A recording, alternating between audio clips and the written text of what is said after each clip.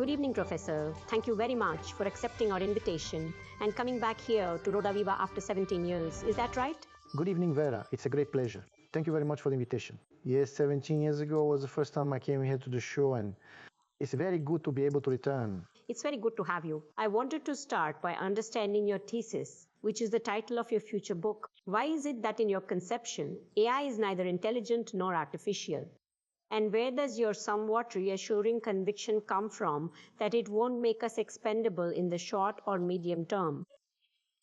In reality, I published a monograph years ago, back in 2015, on this exact topic with a great friend of mine, the Egyptian-Swiss mathematician, Ronald Siturel, where we discussed in a text of about 100 pages all the arguments that show that basically the name intelligence is misused because intelligence is a property of living matter, of organic matter, of organisms. No one really knows how to define intelligence. This is one of the big problems in the field of artificial intelligence because it tries to make money and do things without even knowing what it's doing. But intelligence can be generally defined as an emergent property of organisms to deal with an environment in continuous flux and with other organisms.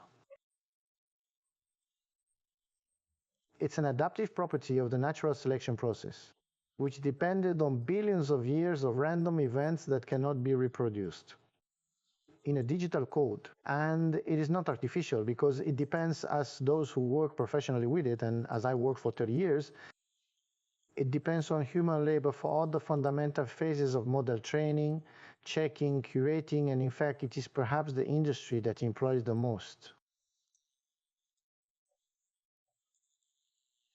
People in semi-slave labor around the world, millions of people in Africa, in refugee camps, in Venezuela, in Colombia, in all of Latin America, to do the famous data labeling, which is necessary to train all these models, paying cents per hour, in regimes with no labor security, no kind of guarantee, where people, as happened in Kenya a year ago, where the Kenyan government had to intervene, given that a huge number of people began to have mental health crises, psychosis, schizophrenic breakdowns from dealing with horrendous materials continuously. Okay. So, my hero in this area is called Joseph Weizenbaum, who is one of the fathers of the field, and he complained for 30 years that the name had been a gimmick that John McCarthy used to get money from the Pentagon, because it's a catch, right? It's a name that has instant marketing. And I'm a follower of Joseph Weizenbaum, so that's the reason. And it won't replace us, because the brain doesn't work on digital logic, it works on analogic logic. It is not a computer, it computes with its own organic matter. So we can approximate and imitate certain functions with digital logic, but we cannot reproduce.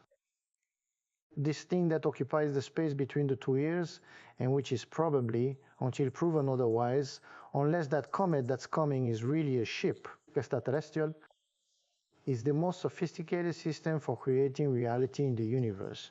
That's why I like to call the brain the true creator of everything, or the creator of universes.